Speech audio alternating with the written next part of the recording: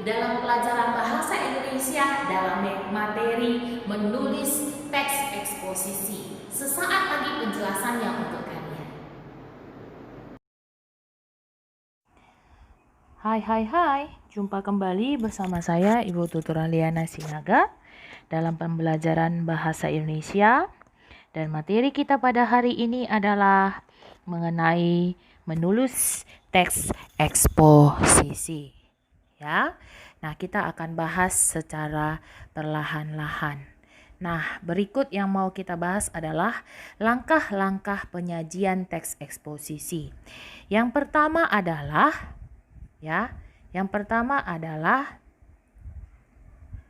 menentukan topik yang akan disajikan. Maksudnya topik adalah kira-kira apa yang akan mau kita bahas dalam teks eksposisi tersebut. Mengenai apa? Itu maksudnya. Yang kedua adalah menentukan tujuan teks eksposisi. Nah, biasanya kalau kita mau melakukan sesuatu, seharusnya kita harus mengetahui terlebih dahulu apakah tujuannya. Ya, kemudian kita harus mengetahui bagaimana cara memilih data yang sesuai dengan tema atau topiknya, ya, supaya jangan tidak nyambung, ya, supaya dia nyambung antara topik dengan data yang sudah kita tentukan.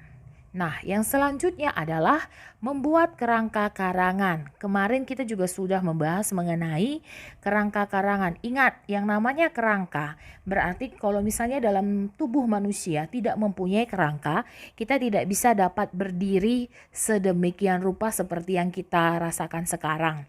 Nah, jadi fungsi kerangka di dalam teks eksposisi apa, Bu? Fungsi kerangka dalam teks eksposisi adalah untuk melengkapi dan menyempurnakan teks eksposisi tersebut.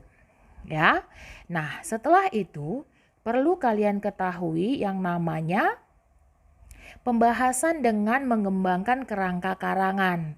Ya, jadi sebenarnya kerangka karangan ini sangat bermanfaat atau sangat berguna untuk melancarkan yang namanya pembahasan ya dalam karangan teks eksposisi. Karena ketika sudah ada kerangka karangan, berarti kita tinggal mengembangkan saja apa yang harus kita ceritakan dalam teks eksposisi tersebut.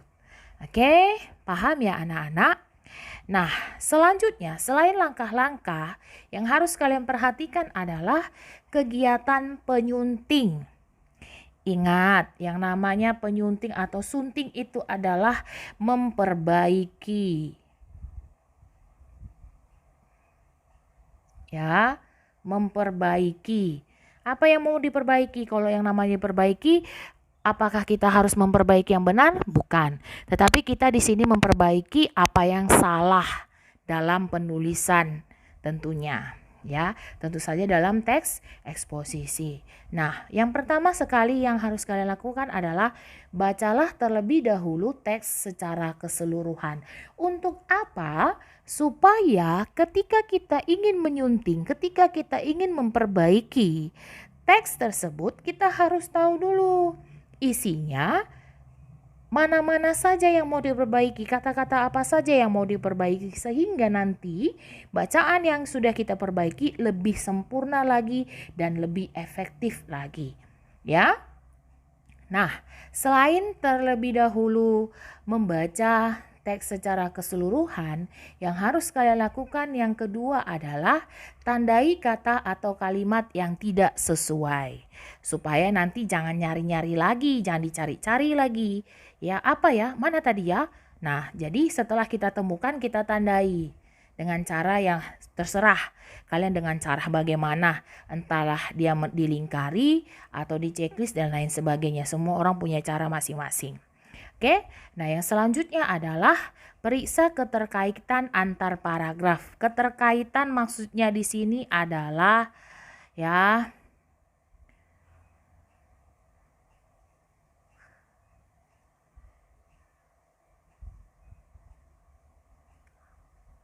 keterkaitan di sini maksudnya adalah hubungan.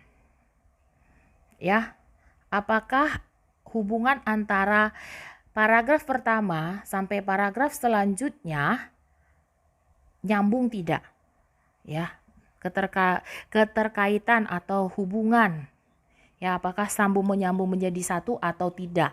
Ya. Nah, selanjutnya lakukan perbaikan dengan mengubah atau mengganti kata, mengganti kalimat atau paragraf yang tidak sesuai tersebut. Ini dia mengganti kata, mengganti kalimat, ya, sesuai dengan paragraf tersebut. Ya, tentu saja kan kalau misalnya sudah ditentukan tema atau topiknya tadi, kemudian menggunakan bahasa yang jelas tadi. Nah, setelah itu perlu adanya penyuntingan, perbaikan supaya sebelum diekspos atau sebelum dipublikasikan, sebelum disiarkan atau sebelum diterbitkan, perlu adanya penyuntingan. Ya. Inilah 4 langkah yang harus dilakukan ketika kita ingin menulis yang namanya teks eksposisi. Baik, sampai di situ sudah paham semuanya? Iya, saya berharap kalian sudah paham dan sampai jumpa di pertemuan kita selanjutnya. Bagi kalian yang belum paham, silakan diulang-ulang kembali video pembelajaran berikut. Terima kasih. Bagaimana? Sudah jelas?